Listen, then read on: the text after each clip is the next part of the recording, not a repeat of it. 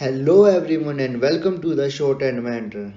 दोस्तों, अगर आपको हमारी डिक्टेशंस पसंद आ रही हो तो जल्दी से वीडियो को लाइक करें, चैनल को सब्सक्राइब करें और ज़्यादा से ज़्यादा शेयर करें और साथ में बेल आइकन को भी प्रेस करें ताकि आपको आगे आने वाली हर नई वीडियोस का नोटिफिकेशन मिलता रहे।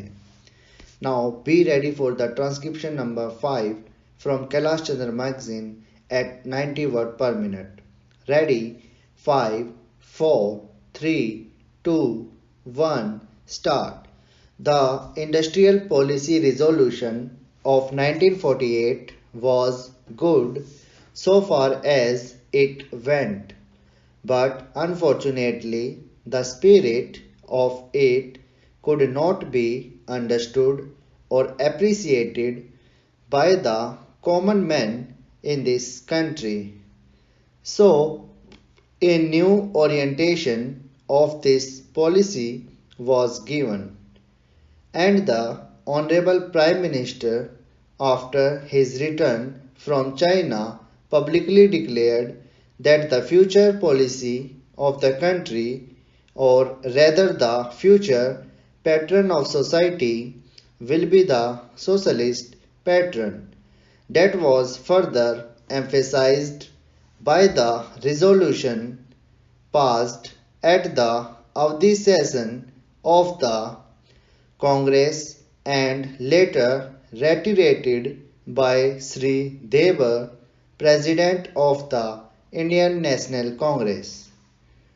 I am very glad to say that the spirit of it has been caught by the nation today.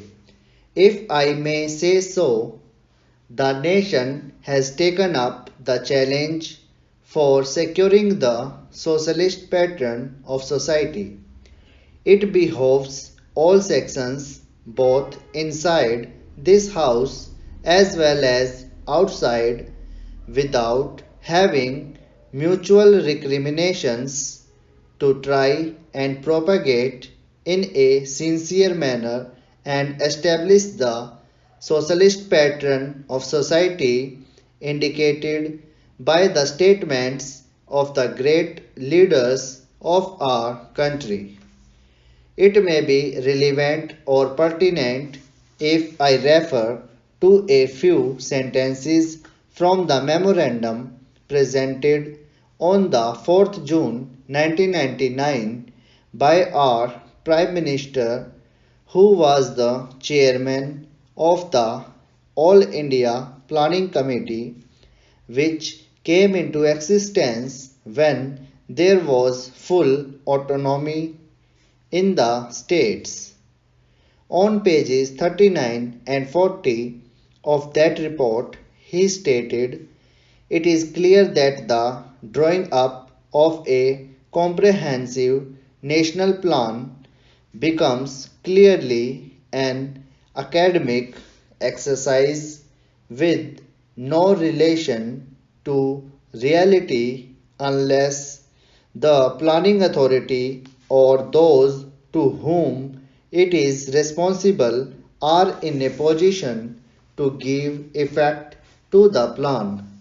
If this authority is powerless or circumscribed or restricted and has limited activities, it cannot plan.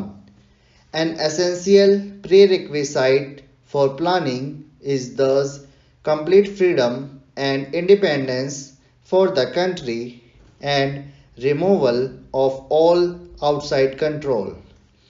This implies that the country possesses in itself full sovereign authority to take any measures, adopt any policies, and form any relations with other countries as may seem best to its governing authority in the interests of the country and its people.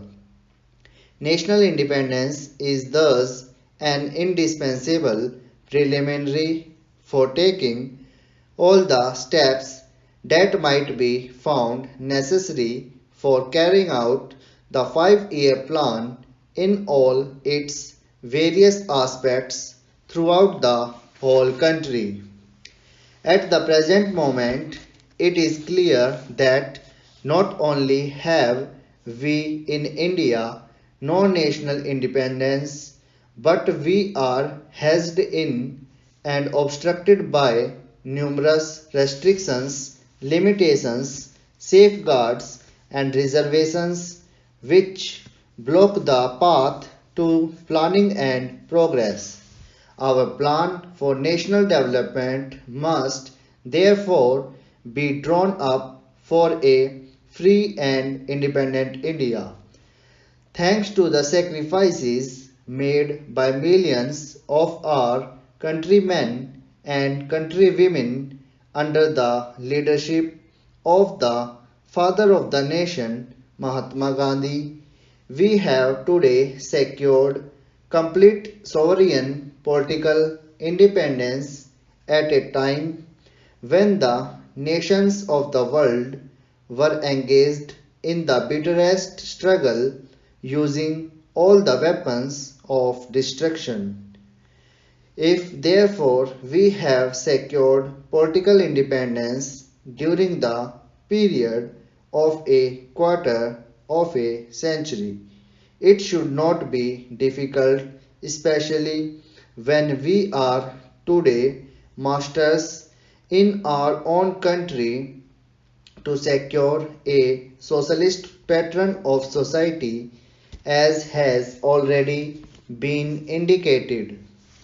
But it requires the assistance, the propaganda, the active work of all those who are interested in this. I am sure so long as my honorable friends, the minister, the deputy minister, and the other minister who represent the commerce and industry ministry can give us an assurance that the capitalist pattern would be avoided, some of us who believe in a 100% socialist democracy give an undertaking that certainly totalitarian policy will not be introduced in this country, because we have believed all along during the fight that we have given to the British government when we secured political independence, that we shall try to maintain democracy undiluted and a socialist democracy at that. I am absolutely certain that in this country of ours, liberty of thought, liberty of speech, and liberty of action will be guaranteed to every citizen to express his views in the manner he pleases. I therefore assure my honorable friend that so long as we do not, in the garb of a socialistic pattern, support a capitalist system, India will stand 100% for a socialist democracy. Now, luckily for us, the fundamental rights of the Constitution have declared that a citizen would be assured of many of the social amenities which will give reasonable comfort from the womb to the grave. But mere enunciation, as I have said many times, will not satisfy the common man unless the saying is put into effect. I am absolutely certain, therefore, that so long as there is a determination on the part of our countrymen, we will be in a position to secure a socialist pattern of society. It is not even possible to draw up a plan on any other basis. Stop.